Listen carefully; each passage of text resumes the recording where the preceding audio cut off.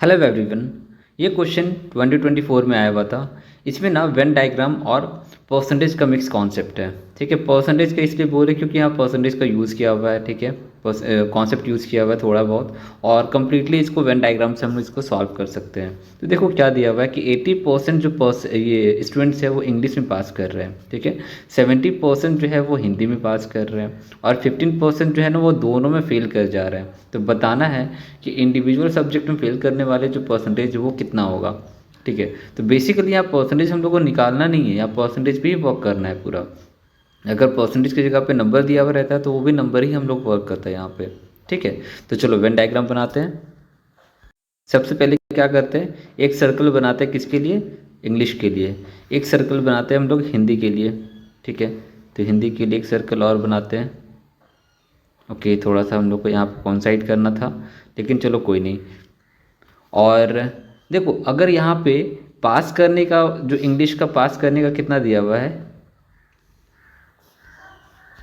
80 है। ठीक है, तो फेल करने का इसमें कितना हो जाएगा, 20%। अगर पास कर रहा है 80% तो फेल करेगा ना 20%। तो यहाँ पे फेल वाले को लेंगे। फेल वाले को इसलिए ले रहे हैं क्योंकि हम लोग फाइनली यहाँ पे बोथ जो है कंबाइंड वो फेल के लिए दिया हुआ है। ठीक है, और फाइनली हम लोग फेल के लिए ही निकालना है। ठीक है, तो फेल कितना हो जाएगा, 20% हो गया। ठीक है, और जब इंग्लिश हो गया तो हिंदी का कितना दिया हुआ है, हिंदी का दिया हुआ है कि 70% जो है वो पास कर रहा है। तो बताओ फेल करने वाला कितना होगा, 30%। राइट, तो यहाँ पे लिख देंगे 30%। अब दोनों का कॉमन जो है, ये जो बीच वाला पोर्शन जो दिख रहा है, ये कितना दिख रहा है, ये दिख रहा है हम लोग का 15%।